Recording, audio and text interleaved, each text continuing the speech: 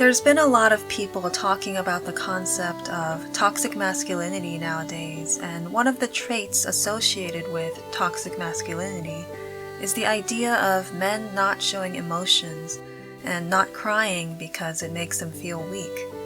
People say that this is because of expectations that society puts on men, that boys are told that real men don't cry, and how this is unhealthy.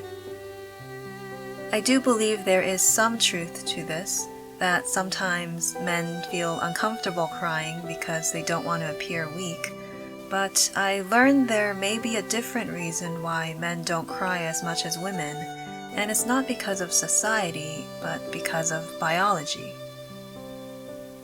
I first heard about this when I was reading the story of a young woman named Kira Bell, a British detransitioner. She shared her story of how she developed gender dysphoria and identified as a transgender man, took testosterone, got surgery to remove her breasts, but ended up detransitioning years later. It's a sad story, but there was one specific part that caught my attention. She said, 5 years after beginning my medical transition to becoming male, I began the process of detransitioning. A lot of trans men talk about how you can't cry with a high dose of testosterone in your body, and this affected me too. I couldn't release my emotions. One of the first signs that I was becoming Kira again was that, thankfully, at last, I was able to cry, and I had a lot to cry about. This was very interesting to me because I had never been taught this before. I had assumed, like everyone else, that it was because of gender roles that men didn't cry very much, so I started researching the topic. I also found a Reddit post on the subreddit Ask Transgender titled Female to Male, Testosterone's Effect on Crying.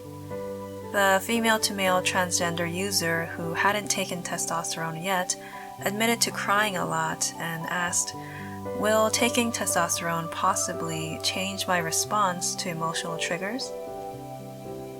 One female to male transgender user said, testosterone made me physically unable to cry. I would feel sad and want to cry for the release, but it would not happen. Another female to male transgender user said this, same thing for me. When I want to cry, I focus very intently on the sad thing, maybe blast some sad music, and then I can squeeze out 3 tears tops. Then it's over. My body is done, and I feel no better. A male to female transgender user responded with this, male to female here, and this is how it is for most cisgender guys. I had cried maybe once or twice in my adult life, and they were both involving serious stuff. I cry all the time now that I'm on estrogen, so I'd say 100% you'll cry way less, if at all. Here's another response from a male to female transgender user that really surprised me. I can at least go the opposite route and say, before estrogen, there were times when I couldn't cry, even though I wanted to so bad. There are things I cry at now I didn't before. Sad parts of TV and movies, talking about my kitty dying. I cry sometimes for no reason as well. It's not that I never cried before, but only in far more emotionally crushing circumstances. I was far more quick to anger in stressful situations, whereas now I'm more likely to just break down. So yeah, I'd say it's likely. Reading these responses opened my eyes to what it must feel like to be a man. Imagine wanting to cry but not being able to. It must be like carrying a heavy burden on your back and not being able to put it down. At least we women can release some stress by crying. It may not solve our problems, but we can feel better temporarily. And of course, I know there's exceptions.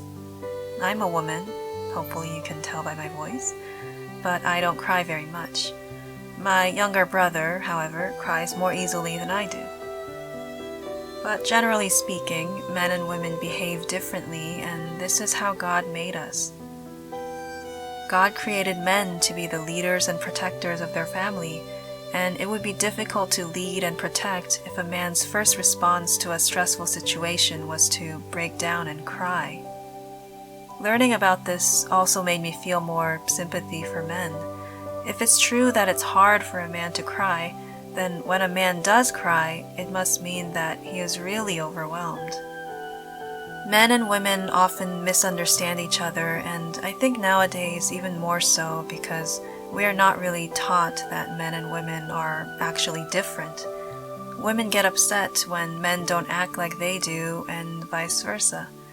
To point out differences in men and women can seem offensive to some people, so even things that are obvious are not often said.